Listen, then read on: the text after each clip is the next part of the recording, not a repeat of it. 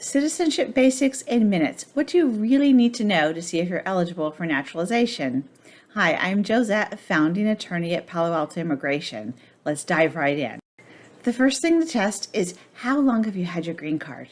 If you've gotten your green card through marriage, you have to have been a permanent resident, a green card holder for 3 years until you're ready for naturalization.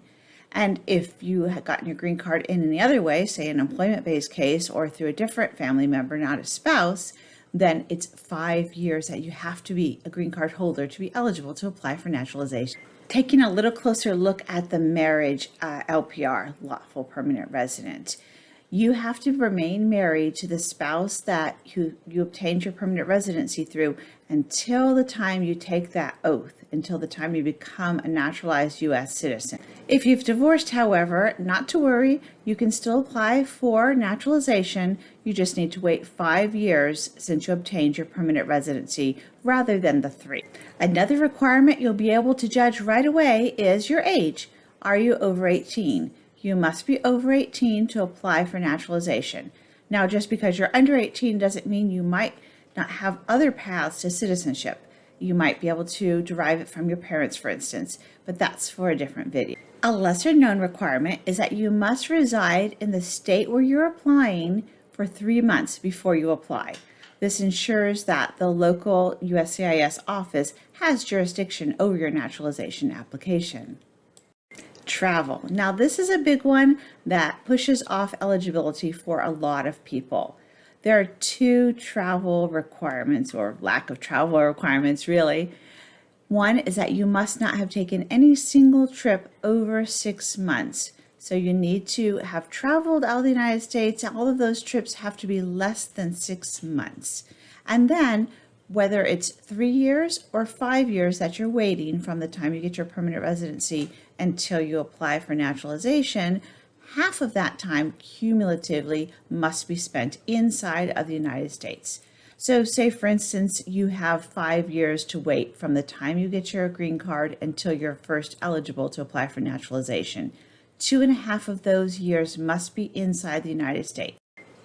So you calculate this by adding up all of the smaller trips you've taken over that whole 5-year period. See if it equals 2.5 years. It has to be less than that cumulatively. An interesting point about traveling and counting the days is that any day with 1 foot on U.S. soil does not count as a day outside of the United States. So if you're pretty close to the cutoff of that 2.5 years out of the 5, remember, you're not counting the day that you departed, and you're not counting the day that you returned, because you left U.S. soil on the day you departed and you hit U.S. soil on the day you returned. So there are 2 days that kind of buy you more time outside of the United States. The next requirement is a tricky one. It's called good moral character. And USCIS feels that yes, they can judge good moral character. There are certain things, though, that we generally look for when testing someone's eligibility, and these are: have you paid your taxes? If you owe taxes, make sure you have a payment plan. That will be sufficient. But if you haven't paid your taxes in that last 5 years or the last 3 years, make sure and go and file your back taxes. You don't have to send in your tax returns with your application, but you do have to note on there that whether or not you've paid your taxes, whether or not you've paid as a non-resident. You'll bring your taxes, however, with you to the interview. They don't always ask to see them, but it's a good thing to have at the interview with you. Other things that can derail quote unquote good moral character: if you have any sort of immigration history, if you have any sort of law enforcement encounters, not just arrests and convictions, but have you had some sort of detainment from law enforcement? These are all on the form.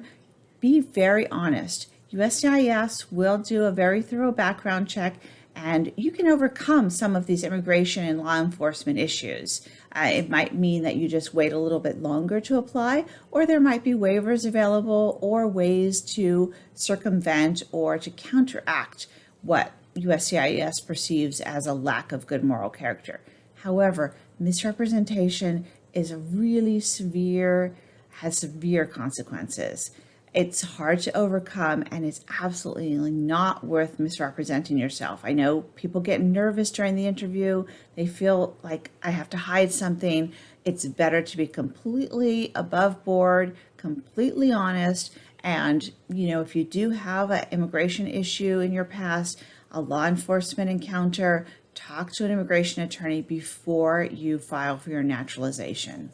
And listen up, this next requirement is only for you. If you are under 26, above 18, but under 26, you must register for something called selective service. You have to do this. It's a requirement. It's essentially like signing up for the draft if there were ever to be a draft to the military in the United States. It's not compulsory military service, and it hasn't been used in decades. If you are 26 to 31 and you haven't registered previously, then you'll need to explain why you haven't signed up for selective service. Usually it's because you didn't know, and so again, be very honest. Put that on the forms. You didn't know. Clearly, you would have had you known this was going to be a requirement. Explain yourself, and generally that's sufficient for USCIS. Those are all the requirements for eligibility to naturalize, but what's the process like? You file your application, then once you get your receipt notice in a few weeks, about 6 to 8 weeks after that, under current processing times, you'll be called in for a biometrics appointment notice. This is where they take your fingerprints, they capture a digital signature, and take your photo. By this point, you've probably been dealing with immigration many times, so you're familiar with the biometrics appointment. Try to keep that appointment. You can usually reschedule one time, but definitely try to make the first one so that you don't cause any delays in your application.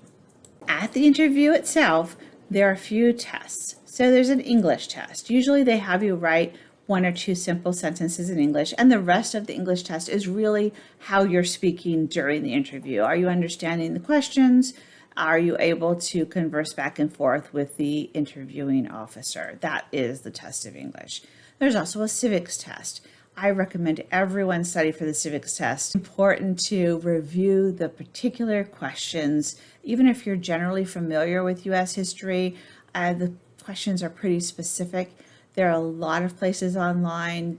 Google the civics test, help with naturalization civics test. You'll get some flashcards or just whatever kind of learning modality works best for you. You can probably find a version of that online and test your knowledge as you go along. There are some exceptions to the civics and English language test. This is going to be determined by your age and how many years you've been a permanent resident. So the first one is the 65-20 rule. If you're 65 years of age or older and you've been a permanent resident for 20 years, then you can take a simplified version of the civics test.